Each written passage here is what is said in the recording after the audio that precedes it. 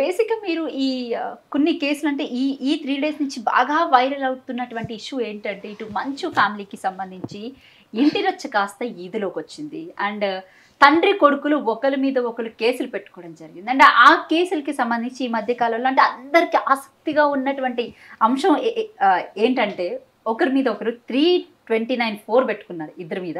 దాని తర్వాత 1152, 351(2), దాని తర్వాత రెడ్ విత్ మీరు అన్నట్టు 35 బిఎన్ఎస్ యాక్ట్ ప్రకారం. అండ్ తండ్రి వచ్చేసి 394 అండ్ ఇంకొక సెక్షన్ ఏదో పెట్టున్నారు అనమాట. ఇవన్నీ ఒక విషయం పన్నా అటెంప్ట్ మర్డర్ కేసులో ఒకటి, తర్వాత ప్రాపర్టీ అఫెన్సెస్ అంటారు, అంటే క్రిమినల్ ట్రెస్ పాసు, బాడీలీ అఫెన్సెస్ అంటే కాజింగ్ హర్టు, గ్రీవియస్ హర్టు, ఇట్లాంటి. తర్వాత రెండోది కుటుంబంలో జరిగేటువంటి టీ కప్పులో వివాదము.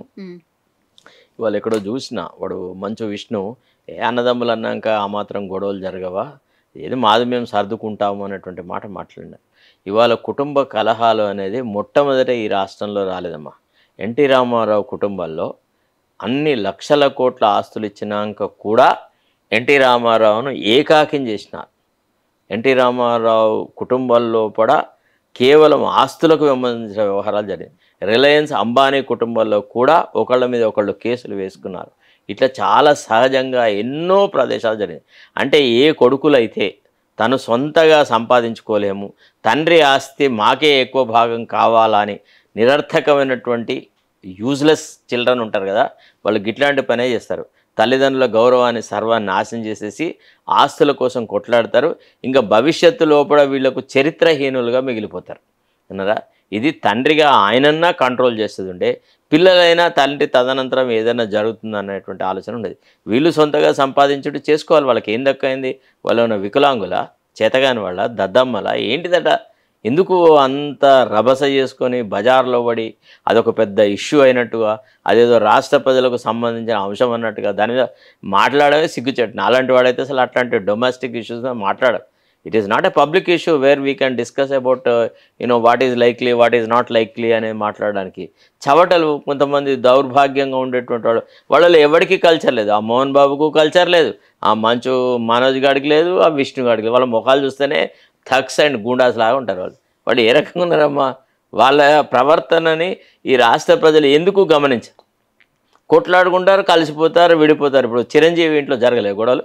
జరిగినా లేదా? చిరంజీవి బిడ్డలు ఎవరితోనూ పోయి ఏదో జరిగినాయా లేదా? అట్టనే జరుగుతూ ఉంటాయి. ఇప్పుడు ఒకవేళ చిరంజీవి సంపాదన మీదనే పవన్ కళ్యాణ్ కూడా ఆధారపడే పరిస్థితి ఏర్పడితే పవన్ కళ్యాణ్ కూడా కొట్లాడుకోవచ్చు చిరంజీవితోని. అతను సొంతగా సంపాదించుకోగలిగినవాడు, తన అన్న మీద ఆధారపడాల్సిన అవసరం లేదు కాబట్టి, స్వయం ప్రతిపత్తి గలవాడు కాబట్టి అన్నలకు మేలు చేసేస్తా ఉన్నాడు క్రియాశీలంగా. ఇప్పుడు వాళ్ళ అన్నకు ఒక ఆయనకు, అతని పేరేంది, నాగబాబుకి ఎమ్మెల్సీ ఇచ్చి మంత్రి పదవి ఇప్పించడం. సో ఇదో రకమైన ఉదాహరణ, అదో రకమైన ఉదాహరణ. అంటే ఈ కేసులకి సంబంధించి పర్టికులర్గా ఎఫ్ఐఆర్ కూడా నమోదైంది. సో జడ్జి ముందు ప్రవేశపెట్టి అంటే శిక్షలు ఏమైనా పడే అటువంటి అన్ని బెయిలబుల్ అఫెన్సెస్, శిక్షలేదు దుబ్బలేదు అంత విత్డ్రా చేసుకుంటారు వాళ్ళు. వాళ్ళు ఏదో అట్లా చిన్న క్షణికమైన ఆవేశంలో కొట్లాడినారు, అది అంత తర్వాత వాళ్ళ మధ్యలో ఒక అంటే ప్రెసెంట్ తెలుగు ఫిలిం ఇండస్ట్రీలో ఒక పెద్ద రిప్రజెంటెడ్ ఫ్యామిలీ అది. సో అందరికీ అంటే చాలా పెద్ద ఫ్యామిలీ. మీరు అనుకుంటున్నారు ఏదో తెలుగు ఫిలిం ఇండస్ట్రీకి మోహన్ బాబు ఫ్యామిలీ ఏదో పెద్ద ఆదర్శవంతమైంది, వాళ్ళ మధ్యలో జరిగే గొడవలు ఏదో పెద్ద. అసలు చిరంజీవి ఇంట్లో గొడవలు జరిగితేనే ఎవడు పట్టించుకోలేదు. ఇదేవాడు పట్టించుకుంటాడా? మనీ ఒకటి పిసా కాకపోతే. వాళ్ళకి అసలు ఏమైనా క్యారెక్టర్ ఉందా? వాళ్ళకి ఏమైనా కల్చర్ ఉందా? వాళ్ళు ఏదైనా ఐడియల్ బిహేవియరా? వాళ్ళు ఏమైనా దాతృత్వం చేసినాడా? అన్ని రకాలుగా అంటే కాలేజెస్ కూడా కొన్ని మెయింటైన్ చేస్తారు. సో వాట్ విద్యానికేతన్కి సంబంధించి కొన్ని అంటే స్టూడెంట్స్ విషయంలో పర్టికులర్ గా రీఎంబర్స్మెంట్, ఫీజు రీఎంబర్స్మెంట్ అట్లాంటి విషయాల మీద గొడవలు వచ్చి ఉంటాయి. అయితే విషయం చేతగాని దద్దమ్మలు తండ్రి ఆస్తి మీద ఆధారపడేప్పుడు గిట్టనే కొట్లాడుకుంటారు. ఇప్పుడు ఫర్ ఎగ్జాంపుల్ మనం ఒక 4 క్రూర మృగాల మధ్యలో ఒక చిన్న మాంసం ముక్క వేయి, అన్ని ఏ ముక్క అర్థం చేసుకోవాలి కదా. అర్థం చేసుకొని పిల్లలు ఇట్లా కొట్లాడుతున్నప్పుడు మోహన్ బాబులో విచక్షణ ఎప్పుడు చూసినావమ్మా? కంప్లైంట్ ఇవ్వడం ఏంటి కొడుకు మీద? మోహన్ బాబులో విచక్షణ ఏంది? మోహన్ బాబులో ఔన్నత్యం ఏంది? మోహన్ బాబులో గౌరవప్రదమైన కాండక్ట్ నువ్వు ఎందుకు వెతకడానికి ట్రై చేస్తున్నావు? ఎన్నడు when did he stand up for any particular principle in life?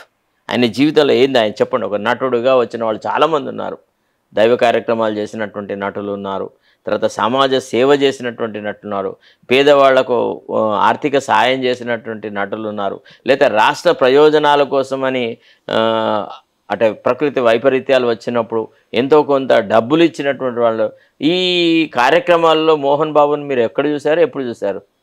చెప్పండి ఒక మాట. కాబట్టి పెద్ద అది it's not a serious issue to be discussed.